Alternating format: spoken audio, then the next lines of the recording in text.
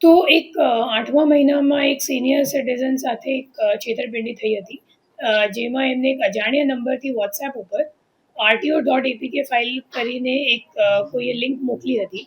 અને જ્યારે એ આપણા જે ફરિયાદી છે એમને લિંક ઉપર ક્લિક કરી અને એ લિંક પર પછી પરમિશન આપી દીધી ઓકે કરીને, અને તમામ મેસેજીસ વગેરે રીડ કરવાની પરમિશન મેળવી લીધી પેલા જે એપીકે ફાઇલ છે એમને. અને એ મુજબ એક મોલવેર એમના ફોનમાં ઇન્સ્ટોલ થઈ ગયું, અને જે મોલવેર છે એમની પાસે પછી આખી પરમિશન આપવાથી જે આપણો ફરિયાદી છે એમના જે નેટ બેન્કિંગનો આઈડી પાસવર્ડ કે ઓટીપી જે કંઈ હોય એ સામેવાળા પાસે ફોરવર્ડ થઈ જતો હતો. અને આરોપી પાસે જ્યારે મેસેજ ફોરવર્ડ થઈ ગયો ત્યારે એમને એમનો આપણા ફરિયાદીનું નેટ બેન્કિંગ એક્સેસ કરીને આખું અકાઉન્ટ ખાલી કરી નાખી. તો ત્યારે એ ફરિયાદી આપણી પાસે આવ્યા હતા, અને 9મા મહિનાની 1લી તારીખના રોજ અહીંયા એક એફઆઈઆર નોંધાયેલ હતી. જે ગુનાની તપાસમાં અમે લોકોએ જ્યારે ટેકનિકલ વર્કઆઉટ કરી તો ખબર પડી કે ખરેખર જે વિડ્રોવલ કરવાની જે ટીમ હતી એ કોલકાતાથી ઓપરેટ કરતી હતી, અને વિડ્રોવલ જે એટીએમથી થઈ હતી એ પણ કોલકાતામાં હતો. તો આપણી અહીંયાથી વાયસ ગામેના નેતૃત્વમાં એક ટીમ કોલકાતા જઈને ત્યાંથી 2 આરોપીઓને ઝડપી પાડી હતી. બંનેનું નામ, એકનું નામ છે અસલમ અંસારી અને બીજુંનું નામ છે લઈક નફીસ. પછી બંનેને અહીંયા લાવ્યા અને ઇન્ટેરોગેશન કર્યું, અને પછી ગૃહમંત્રી સાહેબની સૂચના અને સીપી સાહેબની માર્ગદર્શન હેઠળ અમે લોકોએ ડીપ સુધી જઈને તપાસ કરી. અને જ્યારે એપીકે ફાઇલનું એનાલિસિસ કર્યું તો ખબર પડી કે ક્યાંથી ખરેખર એ લોકો ઓપરેટ કરે છે એપીકે ફાઇલ. અને પછી જે નંબર મળ્યો અને જે આરોપીનું નામ મળ્યું એમનું નામ છે સરફરાઝ અંસારી, જે મેઇન આરોપી તરીકે સામે આવ્યું એમનું નામ. અને એનું ખબર પડી કે ખરેખર જામતારાથી ઓપરેટ કરે છે. તો ત્યારે અમે લોકો ફરીથી ડીપમાં જઈને એમનો ચોક્કસ શું કહેવાય મેળવવા માટે એમને એક પીઆઈ એમ પરમારની નેતૃત્વમાં ટીમનું ગઠન કરવામાં આવ્યું, જેમાં હાર્દિક પરમાર, યુવરાજ અને યોગેશભાઈ ગઢવી હતા. અને એ ચારો જણા 30 ઓક્ટોબરે સુરતથી જામતારા જઈ સરફરાઝને લોકેટ કરવાનો પ્રયાસ કર્યું.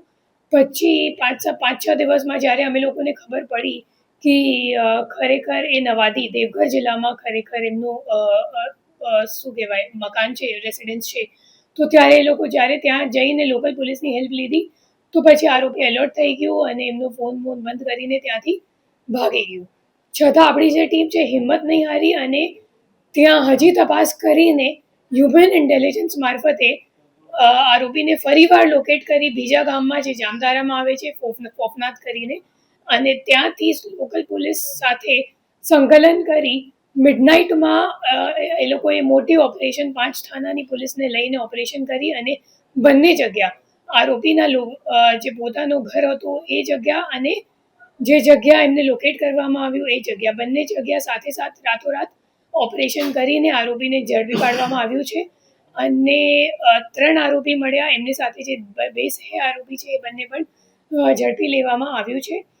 ખરેખર અત્યાર સુધીમાં જે વર્કઆઉટ કર્યું છે એમાં ખબર પડી છે કે ટોટલ જે 8 બેંક એકાઉન્ટ અમે લોકોને મળ્યું છે એમાં 121 એનસીસીઆરપી કમ્પ્લેન્ટ આખા દેશભરથી નોંધાયેલ છે. અને એના સિવાય જે મુખ્ય આરોપી છે સરફરાઝ, એમના પર્સનલ બેંક ખાતામાં 26 થી 27 લાખનું ટ્રાન્ઝેક્શન્સ ઓલરેડી થઈ ચૂક્યું છે.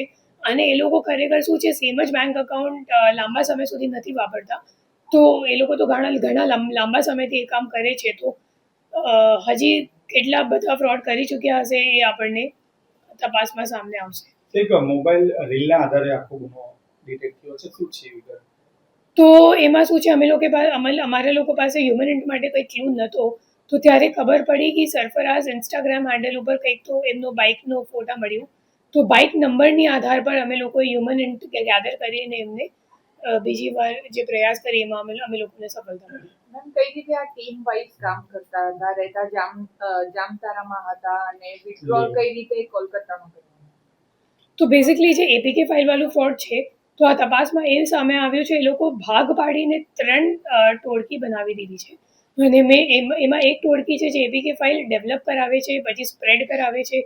બીજી જે ટોળકી છે દેશભરથી મૂળ અકાઉન્ટ ગેધર કરીને વિડ્રોવલવાળી ટીમને આપે છે. પછી જ્યારે ફરિયાદી એપીકે ફાઇલ પર ક્લિક કરે, એમનું પોતાની સાથે છેતરપિંડી થઈ જાય અથવા તો પૈસો જતો રહે, ત્યારે જે 2 નંબરવાળી ટોળકી છે બેંક ખાતામાં જે રીતે પૈસા આવે તે રીતે એ લોકો પછી કોલકાતાવાળી ટીમ જ્યાં વિડ્રોવલ ટીમ એ લોકો શું કહેવાય મતલબ ત્યાંથી ઓપરેટ કરે છે એમની વિડ્રોવલ ટીમ એમને એ લોકો માહિતી મોકલે છે.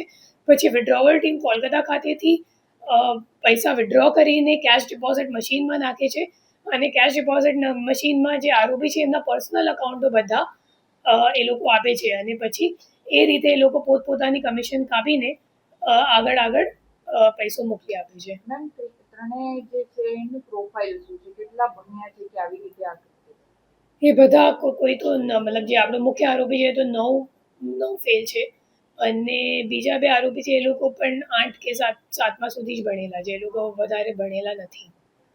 બટ એ લોકો ખરેખર પ્રોફેશનલ ક્રિમિનલ્સ જેવા થઈ ગયા છે અને એ લોકોને ખબર જ છે કે કેવી રીતે આપણો ફ્રોડનો જે નંબર છે એ અલગ રાખવાનું, આપણું જે પર્સનલ બેંક અકાઉન્ટ છે અલગ રાખવાનું, જે ડમી નંબરો એ લોકો ફ્રોડ માટે વાપરે છે એ લોકો ખરેખર અલગ જ રાખે છે અને પછી પર્સનલ કામ માટે નથી વાપરતા. ઓકે.